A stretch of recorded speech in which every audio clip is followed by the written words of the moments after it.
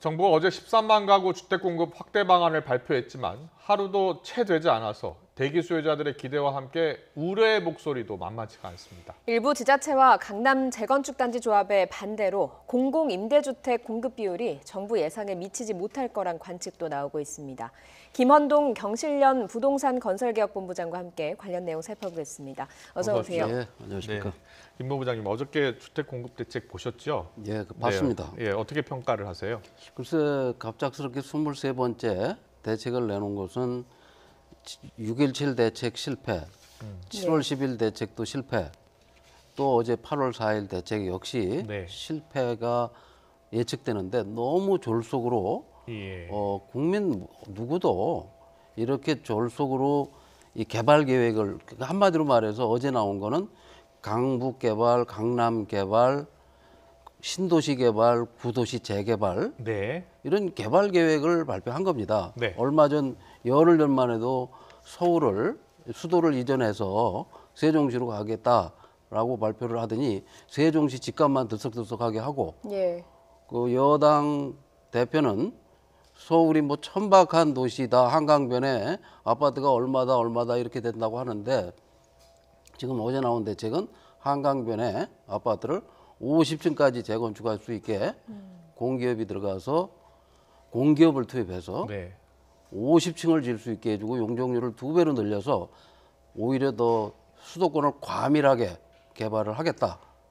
예. 아니 수도권 과밀을 해소하고 지방으로 이전하자고 발표를 해놓고 예. 불과 며칠 지나지 않아서 수도권 서울, 강남북 개발, 신도시, 구도시 재개발 이 개발 계획을 발표해서 오히려 집값이 더 들썩거리게 하고 땅값이 더 들썩거리게 만드는 그런 부작용만 나올 것이 뻔한데 그동안 공급이 많이 부족하다라는 그 지적들이 좀 있었잖아요. 그 공급이 부족한 거는 예. 과거 그 이명박 정부처럼 새 아파트가 이 주변 아파트가 10억일 때 새 아파트를 3억, 4억에 싼 값에 대량으로 계속 공급하는 그런 공급이 없었기 때문에 지금 집값이 이렇게 폭등을 한 겁니다. 예. 문재인 정부 3년 동안. 예. 분양 원가를 공개하고 분양가 상한제를 철저히 해서 공기업이 강남에 그린벨트 땅이 300만 원 정도 하거든요. 거기다 600만 원 정도의 아파트를 지으면 강남이나 서초구에도 한 30평짜리를 3억 정도의 분양을 할 수가 있습니다. 예. 과거에도 그런 것을 했고. 예. 네.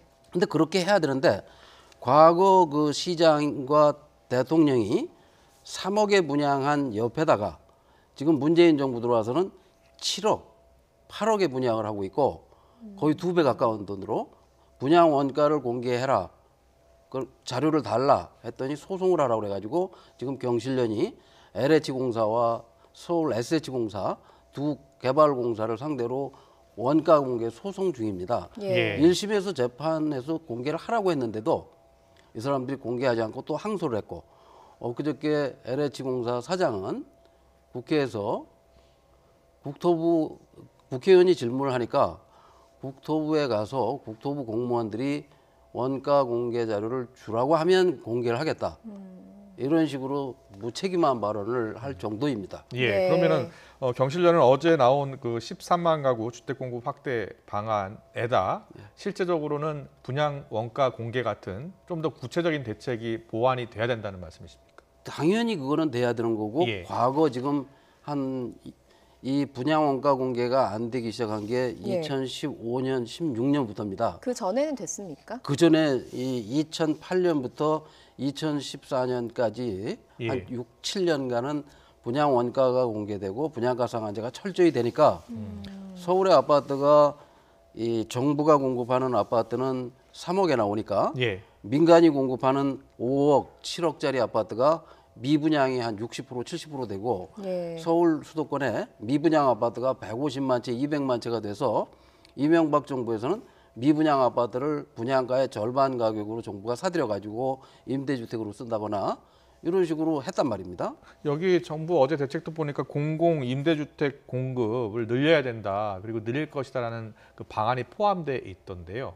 포함되어 있는데 그건 예. 재건축이나 재개발 아파트에서 용적률 특혜를 줘서 예. 층고를 35층을 50층으로 높이고 용적률은 250%를 500%로 늘려서 예. 용적률은 2배, 층고는 1.5배에서 3배의 특혜를 주고 예. 그 특혜의 대가로 일부를 이 공기업이 예, 예. 환수에다가 공공분양과 공공임대를 짓겠다고 하는 예. 건데 그렇게 해서 늘어나는 공공임대가 네. 과연 가능하겠는가와 아까도 말씀드린 대로 지금 공기업이 지난 한 5, 6년 동안 분양 원가 공개도 하지 않고 개발 이익을 잔뜩 부풀려서 폭리를 취하는 그런 행태의 운영을 하고 있는데 예. 그런 공기업이 신도시 개발하면서 그렇게 했는데 구도시 재개발 재건축에 가서 이 조합원들을 설득해서 투명하고 이 원가가 예. 이 공개되는 그런 아파트 공급을 할 거라고 믿을 수가 없는 거죠. 그렇다면요. 그렇다면 지금 태능에 한 10,000가구를 지금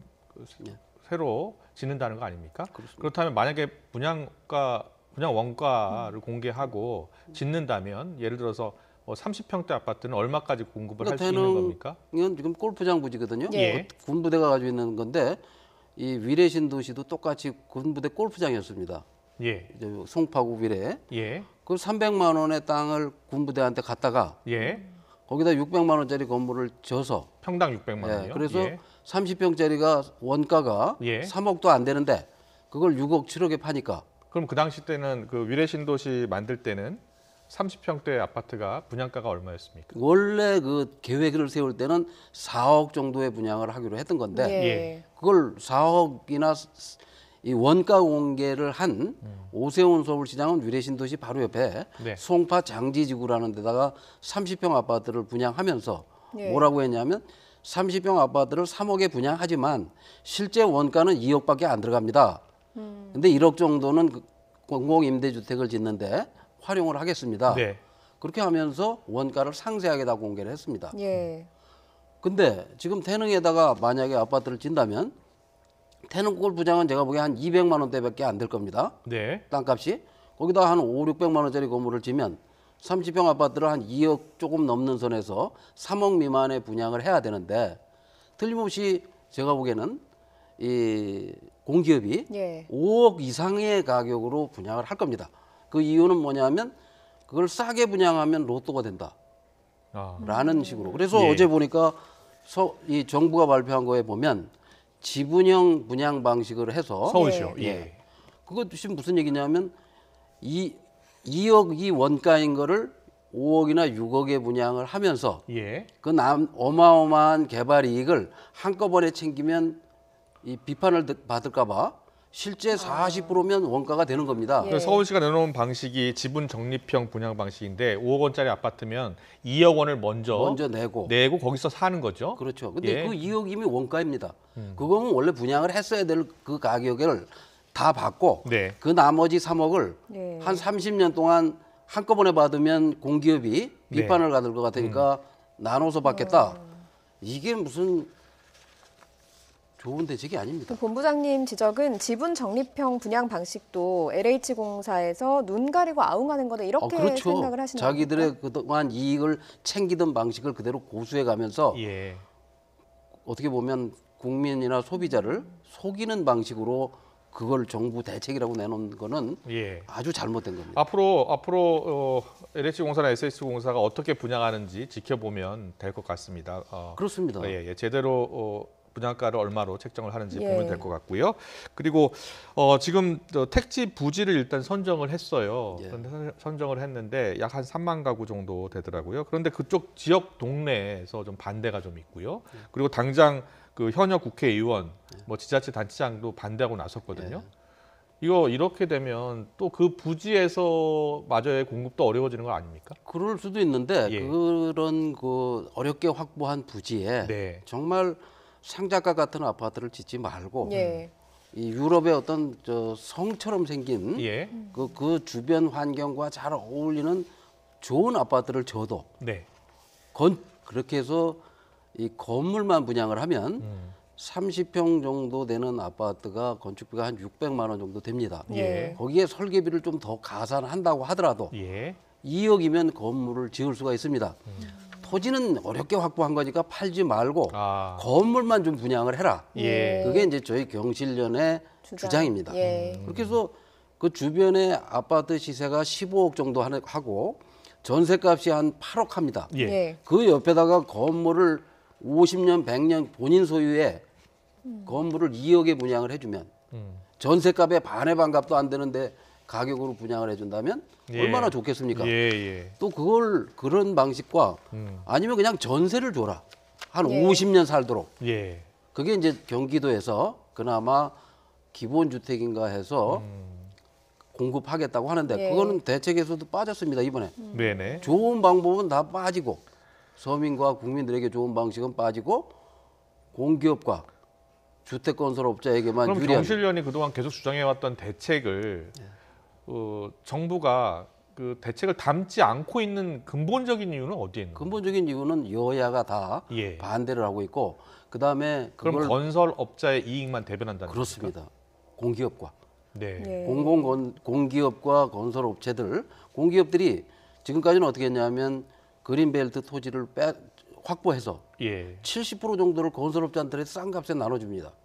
그러면 아까 말씀드린 대로 공기업이 분양하면 3억에 할 수 있는 걸 5억, 6억에 분양을 하고 네. 민간은 그 땅을 갖다가 10억씩 분양을 합니다. 예. 그렇죠. 민간 그래서 아파트 훨씬 비쌉니다. 훨씬 비쌉니다. 예. 그래서 공기업과 민간이 경쟁적으로 고분양가로 높은 분양가로 분양을 하니까 이 헌 아파트가 값이 내려가는 게 아니라 헌 아파트 값이 덩달아 따라 올라갑니다. 같이 올라가는 예. 거죠. 그렇게 해가지고 전체적인 가격이 높아지고 있는 거죠. 예.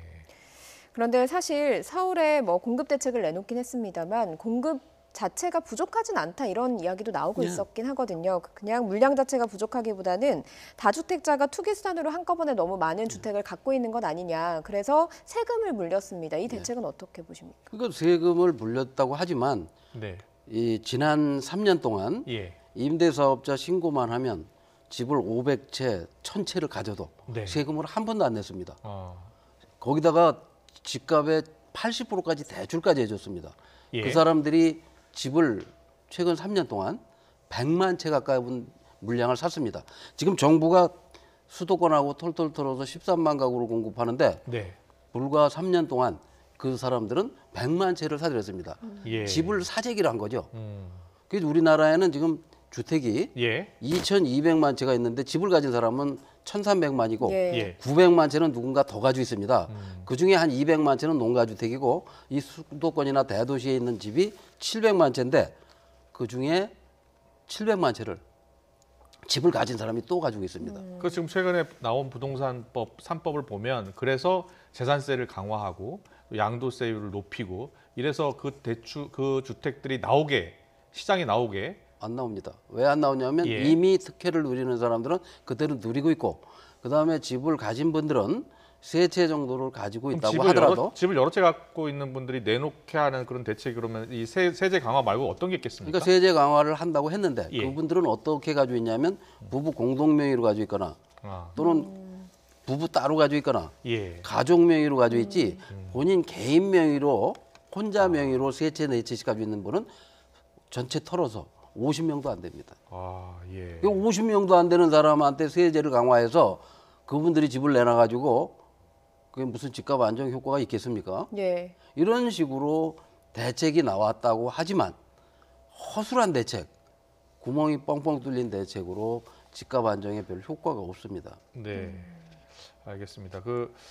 지금 다주택자에 대한 여러 가지 대책이 나왔고 그 대책이 실제로 이제 해가 갈수록 재산세가 높아지고 또 부동산세도 강화했기 때문에 그 주택들이 나올 것으로 지금 시장에서는 좀 보고 있거든요. 전혀 그렇지 않은 게 예. 집값 오르는 속도가 문재인 정부 3년 동안 김현미 장관은 11%밖에 안 올랐다고 하지만 우리가 조사해 보면 50% 이상 올랐습니다. 네. 아파트 값은 52% 올랐고 주택까지 평균을 내면 34%가 올랐습니다. 네. 그런데 누가 네. 집값이 1년에 10% 이상씩 오르는데 그 세금이 한 뭐 2, 3%더 늘어난다고 예. 집을 매각할 만큼 위협적이지는 않죠. 알겠습니다. 알겠습니다. 정부의 부동산 대책 이제 여러 의견을 수렴을 해서 또 보완할 필요가 있을 것 같습니다. 지금까지 김원동 경실련 부동산 건설개혁본부장이었습니다. 잘 들었습니다. 네, 감사합니다. 고맙습니다. 네.